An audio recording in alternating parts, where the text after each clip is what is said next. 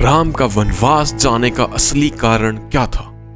जो भी आपको बताया गया है उसमें पूरा सच नहीं है। आज मैं आपको बताऊंगा 3 कारण जिनके वजह से राम को वनवास जाना पड़ा।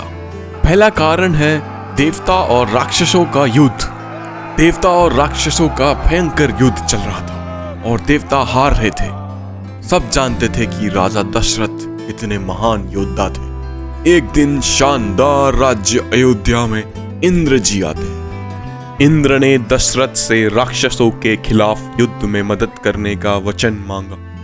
काफी सोचने के बाद दशरथ मान जाते हैं। दशरथ अपने पत्नी कैकेयी को लेके रथ में सवार युद्ध में चले जाते हैं। युद्ध में उनके रथ को 10 दिशाओं से राक्षस घेर लेते हैं। इस संघर्ष में अचानक उनके रथ के पहिए से एक पेच उड़ जाता है। तब उनका रथ दुर्घटनाग्रस्त होने वाला था, लेकिन कैकेयी अपने उंगली को पेच के जगह पर लगा के राजा दशरथ की जान बचा लेती है। दशरथ आश्चर्यचकित होकर कैकेयी को बहुत धन्यवाद देते हैं, उनकी वीरता की प्रशंसा करते हैं। उनको कहते हैं कि कोई भी 2 वरदान मांग सकती हो, वो मना नहीं करेंगे कभी। कैकेयी कहती है जब उसे वो वरदान की अधिक आवश्यकता होगी तब वो मांगेगी। हमारी अगली कहानी श्रवण कुमार के बारे में है। श्रवण कुमार अपने बुजुर्ग और अंधे माता पिता के लिए एक समर्पित बेटा था। वो उनका बहुत ध्यान रखता था, उन्हें तूला पर बिठा के अनेक पवित्र स्थलों की यात्रा करवाता था। एक दिन जब उसके माता पिता को प्यास लगी, वो उनके लिए पानी भरने एक नदी के किनारे रुका। अचानक एक तीर आके उसके धड़ को चीर देता है। वो दर्दनाक अवस्था में चिल्लाता है। वो तीर राजा दशरथ का होता है जो शिकार खेलने आए थे। वो सोचते हैं कि कोई जानवर नदी से पानी पीने आया होगा। श्रवण अपनी मौत की परवाह नहीं करता, लेकिन अपने माता पिता की चिंता करता है कि अब उनका ध्यान कौन रखेगा। वो राजा दशरथ से कहता है कि वो उसके माता पिता को पानी पहुंचा दे, उन्हें बहुत प्यास लगी है। उसका वहीं पे मृत्यु हो जाता है। जब दशरथ उसके माता पिता को बताते हैं कि उनके हाथों उनके बेटे का मृत्यु हो गया, वो बेहद दुखी हो जाते हैं, रोते हैं।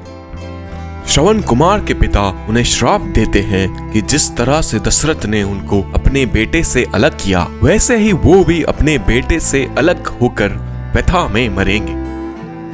ये थी श्रवण कुमार की अद्भुत कहानी। अब आगे बढ़ते हैं। हमारी तीसरी कहानी है रावण के बारे में। रावण बचपन से ही ज्ञाता और तपस्वी था। उसको वैदिक ज्ञान भी अधिक थे। उसने 10,000 साल तक ब्रह्मा जी का तपस्या किया। ब्रह्मा प्रसन्न हुए और बोले कि क्या वरदान चाहिए तुम्हें। रावण ने बोला उसको ऐसा शक्ति चाहिए कि उसे न देवता, न राक्षस, न आत्मा कोई भी मार ना पाए। इस शक्ति प्राप्त होने के बाद रावण का दुष्टता बढ़ती गई।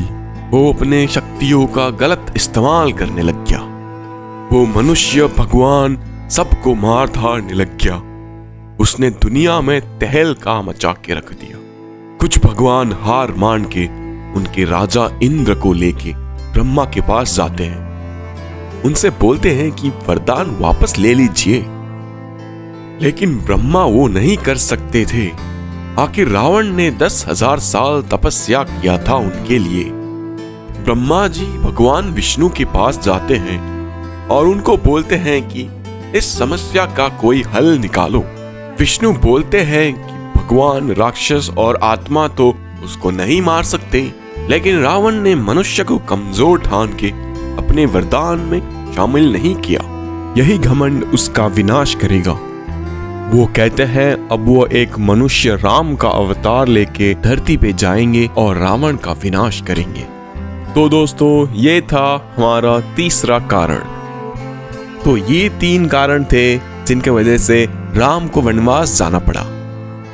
श्रवण कुमार के पिता के श्राप पूरा करने के लिए दशरथ को राम से बिछड़ना ही पड़ा। कैकेयी के वरदान भी पूरा होना था क्योंकि उसने दशरथ की जान बचाई थी और राम को रावण मारने के लिए उससे मिलना ही था। उसके लिए भी उनको वनवास जाना जरूरी था। कैकेयी के वजह से राम वनवास नहीं गए थे, वो तो राम की भाग्य में ही लिखा था। कैकेयी तो बस एक जरिया थी। आज का कथा सुनने के लिए धन्यवाद। सब्सक्राइब करना मत भूलिएगा। हम आगे भी हिंदू इतिहास की कहानियां लाते रहेंगे।